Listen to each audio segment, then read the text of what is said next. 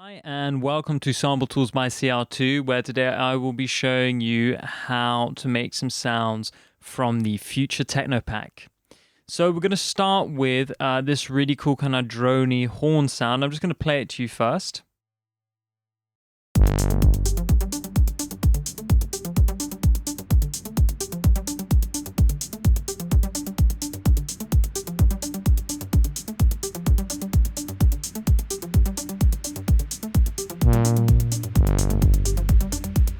Now it sounds really dry, and that's because I've taken the effects off with them on, and we'll get to this later. It sounds like this. Pretty badass, I think you'll agree. But we've got to start from the root of the sound, so let's work into that. Now I'm using Diva by U.H.O.S.H. Fantastic synth, sounds really analog.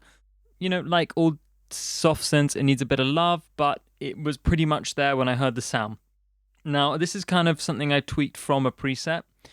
Nothing wrong with using presets, guys. Just make sure you know what you're tweaking and you're not just sort of fumbling around. Let's analyze what's going on here. We've got one oscillator, which is oscillator 2, and that's the only oscillator that's on because we can see the volumes turned up here in the mixer section for oscillator 2, and that's a sawtooth. Next, we have a little bit of feedback. Now, the feedback is basically just taking the outputs of the synthesizer and then sort of connecting them back into the input. So you get this kind of distortion from it. Now, we don't need that much. Just a little bit will thicken up the sound quite nicely. Next up, we've got the cutoff quite low, but you can hear it sort of opening. Now, that's because of this lag here. Now, the lag is quite interesting. The lag, if we go to modifications, is actually sort of affecting envelope 2, which is this one down here. So stay with me, okay? Now, I looked in the manual and lag says that it softens anything sort of hard hitting. So for example, it will turn a square wave into something a bit more rounded. Now, what I think it's doing here is two things. I think it's making this sawtooth a bit more rounded, but it's making also the attack of this envelope more rounded. So even though we've got a really fast attack here, the lag is kind of softening that opening of the attack, which is then making the cutoff open. Without it,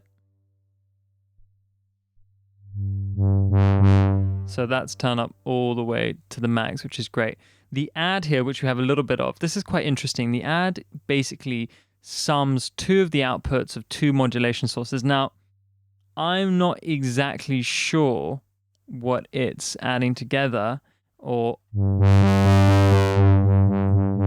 but we know that it's kind of controlled by the velocity and the pressure, because it says so down here. It's at the velocity and the pressure of the synth. I guess we could think of that as some sort of like pressure, such as distortion of the sound. So we've got an explanation as to what these are. So make sure you go to modifications if you are opening a preset and you see two words that you're not very familiar with. It will sort of guide you to what's going on down in the bottom of the synthesizer. We've got a nice kind of envelope here. Like we said, the envelope is kind of being controlled by the lag. We've got a fast attack otherwise on the volume envelope, and we have actually a slow attack on the envelope that's affecting the cutoff. But remember, that one is controlled by lag. And some release, and we can see the velocity is affecting this one a little bit. That's why it's turned up like that.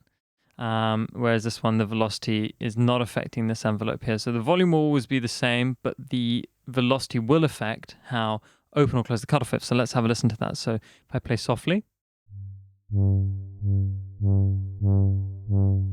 volume's kind of the same. Obviously, it's going to be a bit louder when it's open, but if I press the key a bit more firmly, we can hear the synth opening up.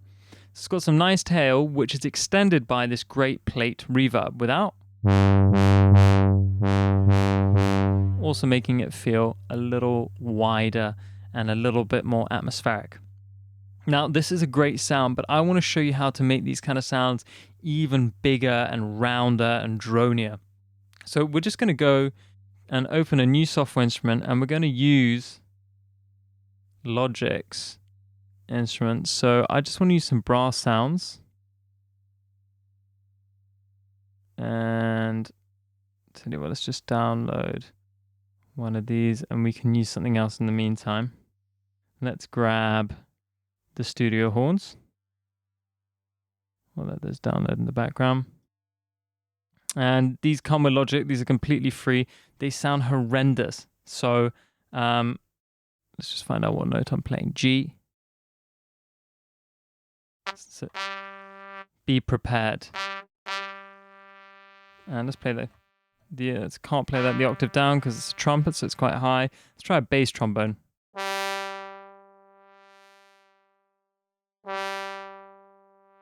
Try it maybe. Great. Okay, so let's just record that one in nice and low. That's kind of cool. And let's get another bass trombone. Let's get just a regular trombone. That's cool. That one's gonna sound. Oh, I've changed this one. Hold on 1 second. Let's duplicate that channel. Open a new set of horns. Let's go for the next trombone along. We'll just copy and paste that. Let's see how that's sounding.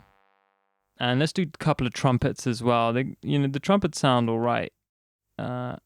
It's about how they sound when they're together. And I think you hear something like that when it's by itself, and it's really off-putting because it sounds so cheap and kind of tacky. But I like trumpet 3 and trumpet 4. So let's just play that.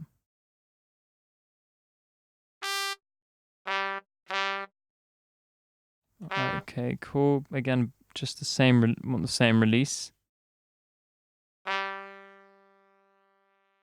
Let's just drag this one down and move it up the octave. And one more trumpet, so we'll just duplicate this.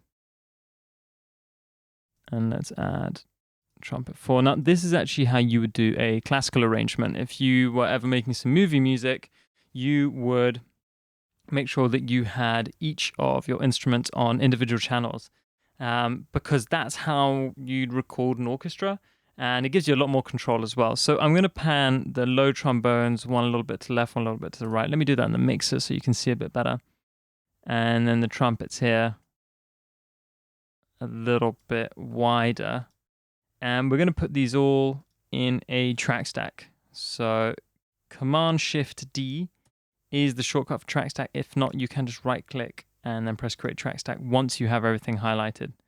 So let's hear how they sound together. It's not going to sound great, but let's just check it out.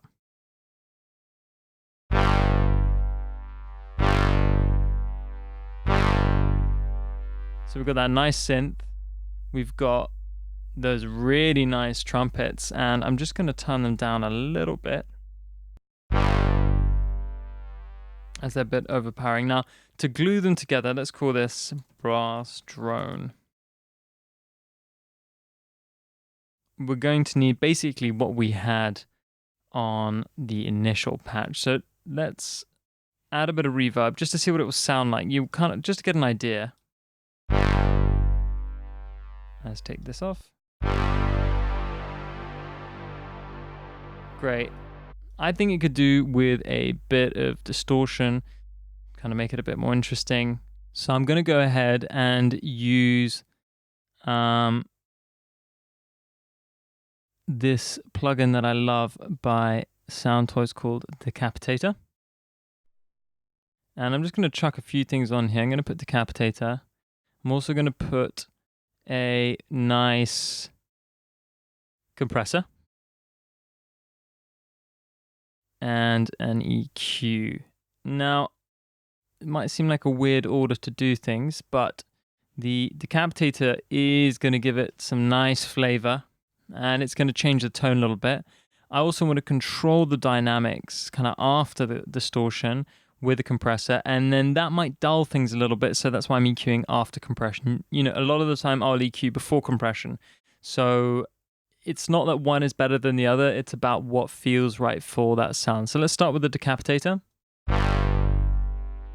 If you haven't got Decapitator, guys, any kind of distortion unit will do. This one's just particularly good at things like this. Without. With. Nice kind of growl that's giving that. Let's make it a bit darker. And then let's mix it in a bit. So it's not the full thing. Great. Okay, next, a bit of compression. And I'm just looking for maybe 2 to 3 dB here.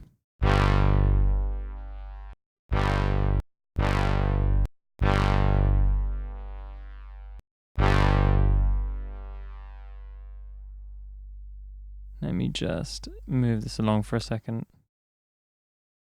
This is kind of just triggering it weirdly on the first beat for some reason. Great, and let's increase the output.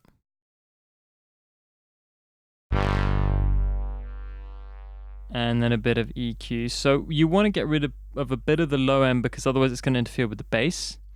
So let's try 160.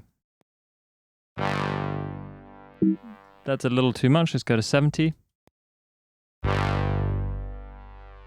Great, and let's add a bit of top end here. And I would say that's all it needs. That sounds pretty good to me. So a little bit of reverb now.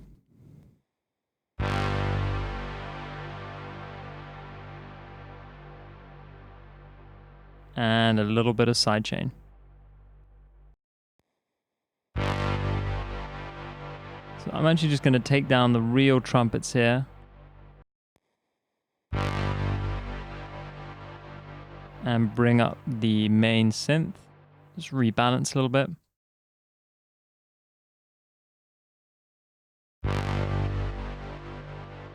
Great, so let's have a listen to what that sounds like without the trumpets that we added.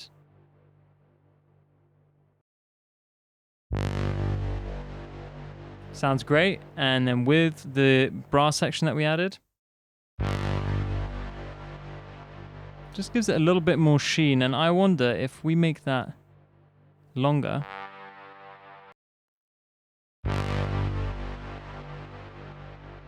Just gives it a little bit more of a kind of Chariots of Fire feel to it, and that's going to just make it a little bit more epic for your track.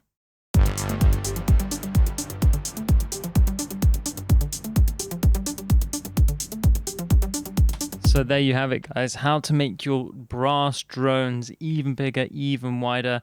And don't be scared of using sounds that are a little outside your comfort zone. They are always going to make your production sound a little bit better and a little bit more experimental.